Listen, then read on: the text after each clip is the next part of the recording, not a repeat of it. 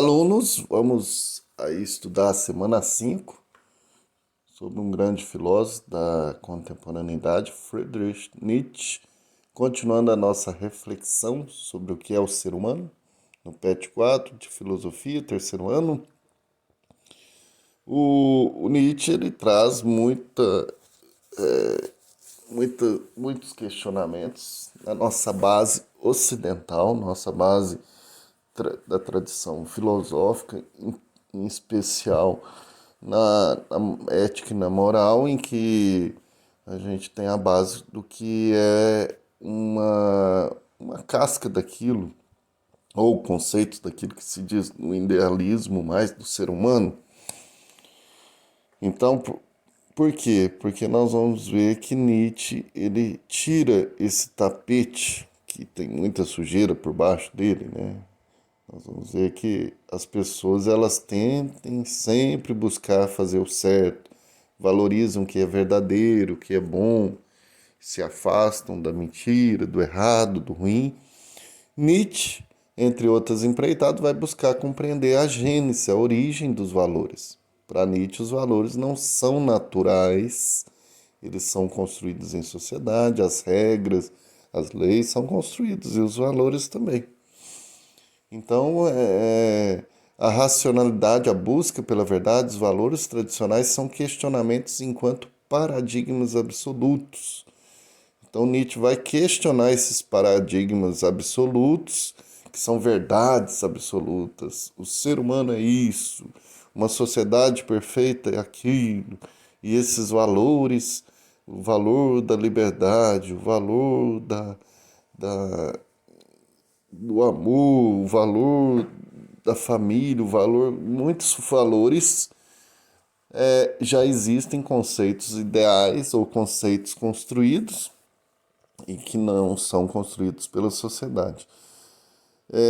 Ele retoma, nesse sentido, fazendo essa crítica à nossa tradição aí filosófica ocidental, que vai ser a base de nossos valores, desde Sócrates, que Sócrates ele vai criticar dizendo que Sócrates rompeu com aquilo que já vinha dos pré-socráticos, a busca pelo verdadeiro equilíbrio no mundo, né, das oposições, e Sócrates vai colocar a razão, o idealismo como pressuposto máximo da vida, né? Separou então aquilo que era de ordem dos que nós chamamos aqui em Nietzsche dos deuses, o deus grego Apolo e o deus Dionísio.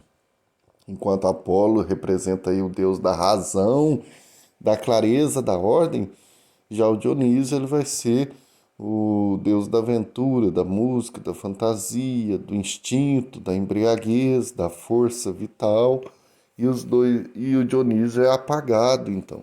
O Dionísio é colocado de lado, porque agora o culto maior que Sócrates vai fazer, e depois, consequentemente, toda a tradição filosófica, é fazer o culto à razão. E sempre dizendo que a vida, várias questões da vida, em relação a o deus do vinho, né? Que Dionísio é o deus do vinho, é o deus da alegria, da festa. Isso daí sempre vai ser imoral, vai ser uma coisa pervertida. E Nietzsche vai fazer essa crítica. Na genealogia da moral, uma das suas obras muito importante, ele vai questionar então a origem da moral.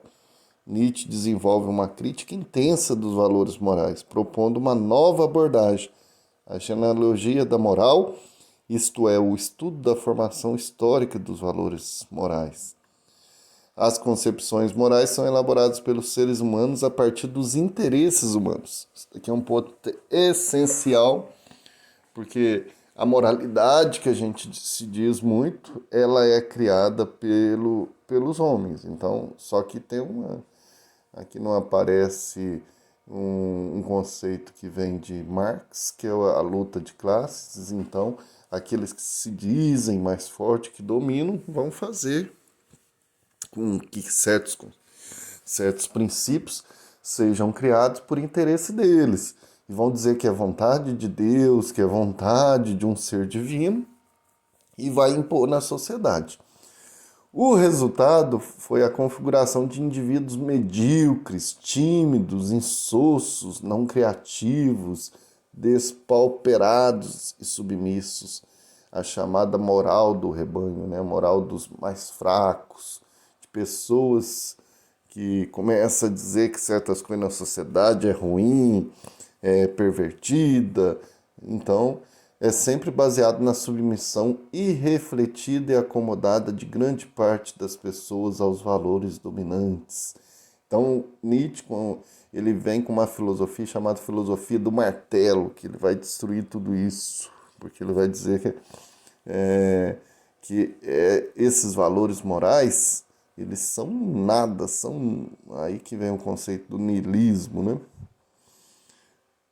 Para o filósofo, se cada pessoa compreender que os valores presentes em sua vida são construções humanas, estará no dever de refletir sobre as suas concepções morais e questionar o valor de seus valores, enfrentando o desafio de viver por sua própria conta e risco.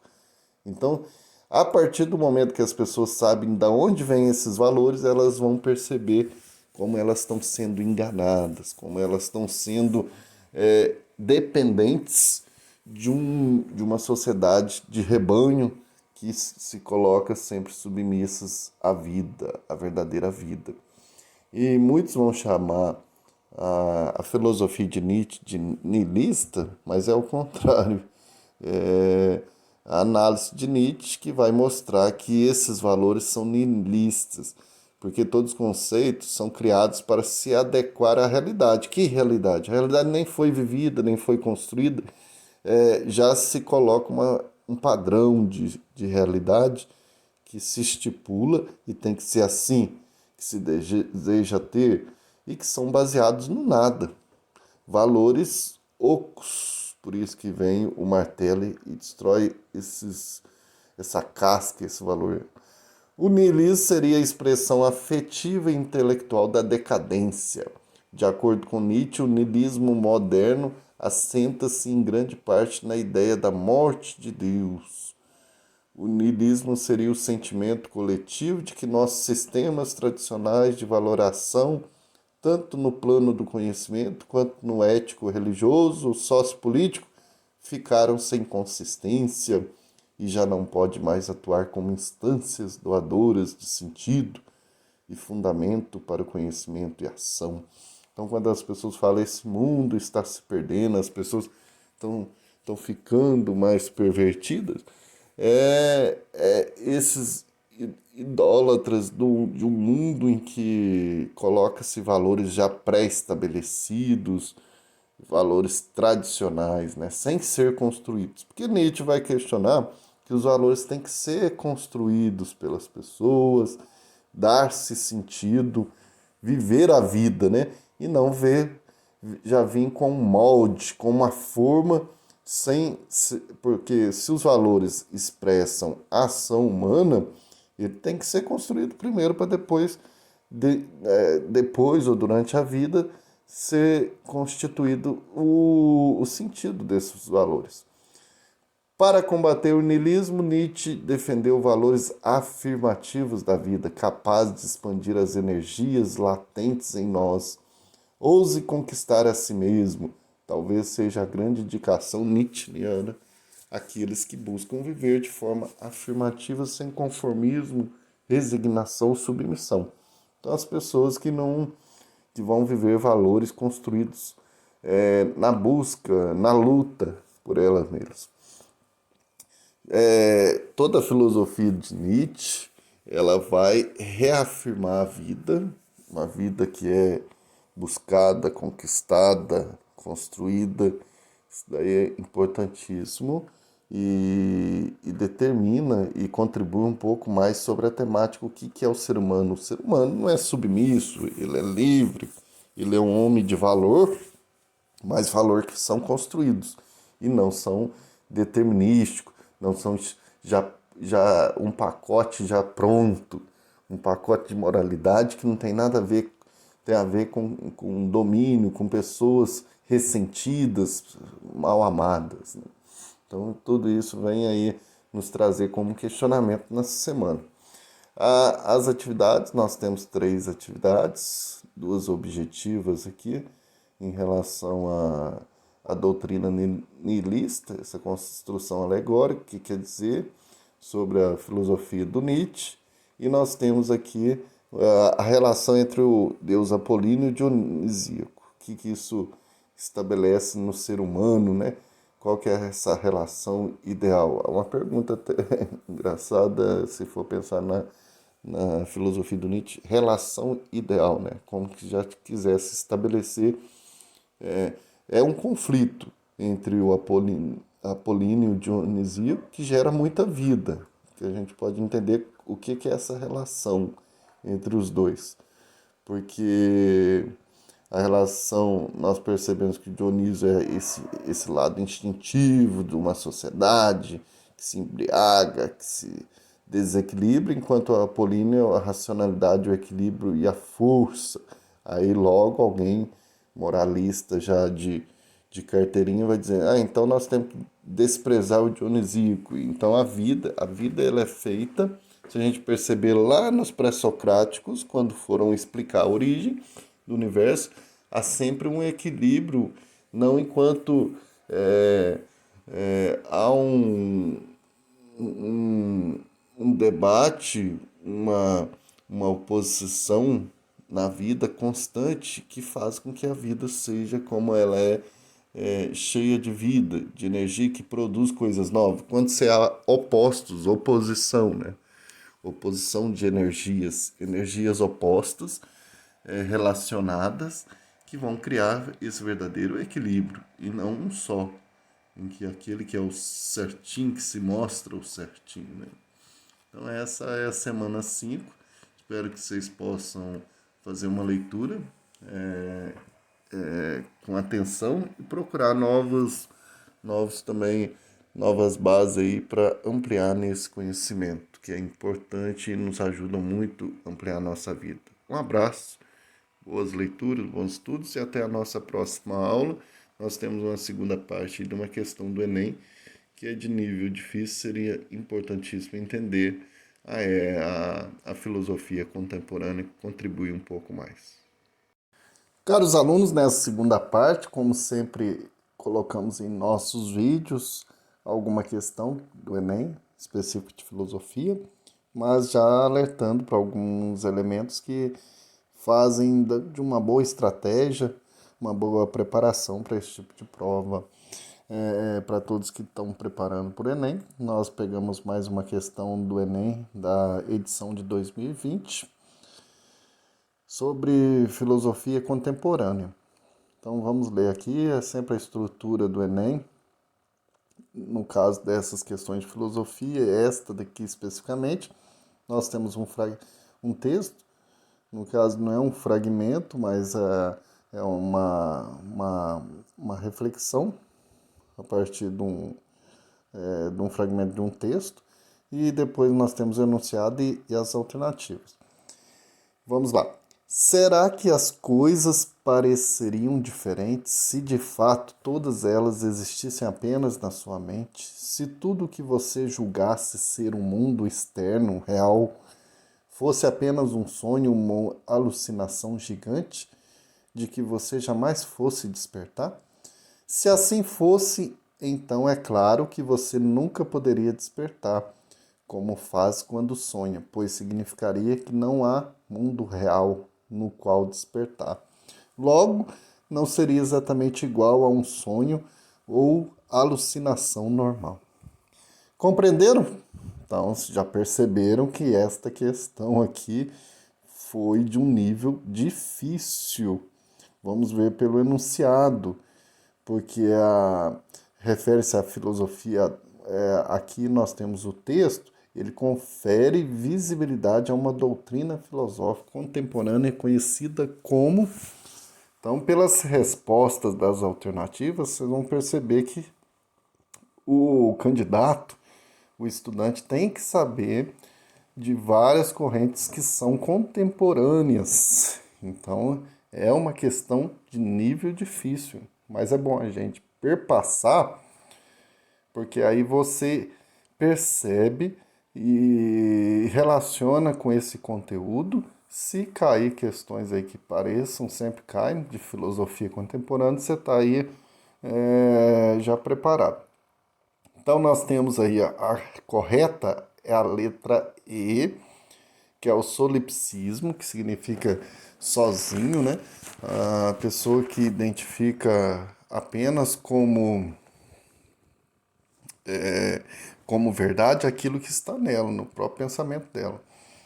Então, o solipsismo que reconhece limitações cognitivas para compreender uma experiência compartilhada. Então, isso quer dizer o quê? Que o único conhecimento está em si. A limitação é porque não se compreende o que está fora de si, apenas o que está dentro de si. Na maioria das vezes que a gente vê na internet, aí associa o solipsismo ao pensamento de René Descartes, tem solipsismo cartesiano. Sempre deriva aí, colocam como que ele vem aí da frase que René Descartes fala, o cogito ergo sum, que é o penso, logo existo, eu penso. Então é a única certeza que eu tenho é do meu pensamento.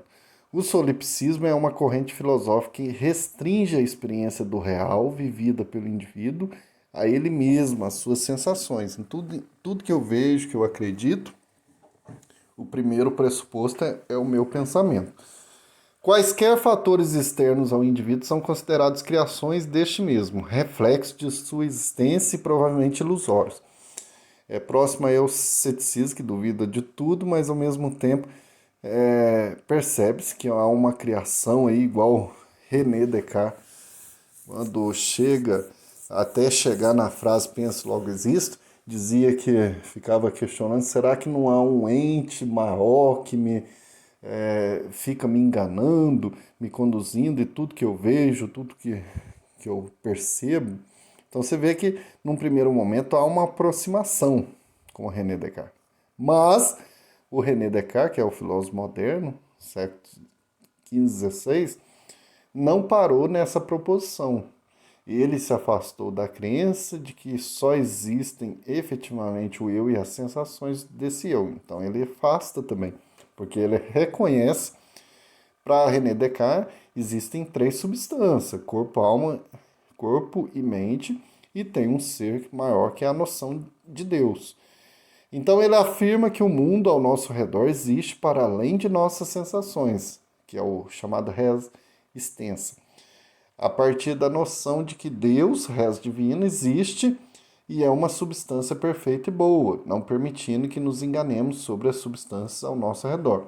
O solipsismo é um tipo de ceticismo e Descartes não corrobora, não compactua com essa corrente, não. Então é um tipo de duvidar de tudo que existe fora do eu. Então, para o solipsismo, só existe o eu. E no texto você percebe o tempo todo falando disso. E vamos aí ver por que não é as outras alternativas, passando por elas. Né? A letra A, o que é o personalismo? Já é uma visão cristã, pois cristão aqui, de transcendência, que nós somos considerados aí indivíduos além da nossa consciência individual. Então lá, personalismo, que vincula a realidade circundante aos domínios do pessoal. Então vincula uma realidade que está em volta daquilo que é o pessoal. Então não condiz isso, porque ali o texto ele diz do eu apenas, não transcende a qualquer outra realidade. O falsificacionismo, que de falsificar, né? Criada por Karl Popper. Isso aqui é uma questão de filosofia da ciência, então todas elas perpassam a filosofia da ciência. Falsificacionismo, que restabelece ciclos de problema para refutar conjectura. Ali não diz isso, porque o falsificacionismo está relacionado com aquilo que Karl Popper já dizia, que a ciência, as hipóteses da ciência, também são hipóteses que o tempo todo são particularidades que precisa, a ciência o tempo todo, ela precisa sofrer esse processo de ser falsificada, uma hipótese derrubando a outra, né? E não é isso que está no texto. O falibilismo, que rejeita mecanismos mentais para sustentar uma crença inequívoca, ou seja, é um tipo de pessoa cética, né? Em que falível, tudo é falível, ou seja, não acredita que a verdade ela pode ser conhecida, né? E a verdade pode ser o eu, pode ser qualquer coisa. No texto, você está dizendo que o eu é o único que pode conhecer. O seu eu, o seu individual, ele tem a verdade. No caso do falibilismo não existe esta verdade. E o idealismo, que idealiza uma realidade, colocando a razão, outras ideias fora dos sentidos como ideais. Então a razão está como ideal. A letra D, idealismo, que nega a existência de objetivos independentes do trabalho cognoscente, que está também fora do contexto do texto, porque o idealista mesmo que a razão, as ideias são ideais, mas assim, considera assim o que está ali, o sentido, só sobrepõe a razão nele, e essa razão pode ser um mundo das ideias, pode ser algo que está fora até do sujeito. Não, o sujeito ele alcança, mas tem um mundo fora dele, um mundo até transcendente, quase que ligado aqui à letra A, né? Então vocês podem ver que é uma questão mesmo de filosofia contemporânea, muito bem elaborada e de assim, de perspicaz mesmo, as alternativas. Vale a pena conhecer cada uma dessas correntes para você estar preparado aí para questões que possam ser nesse assunto. Aí nós deixamos a nossa dica, um pouco de elementos que vão constituindo essa questão. Esperamos que vocês possam se preparar bem para as questões do Enem. Um abraço, bons estudos.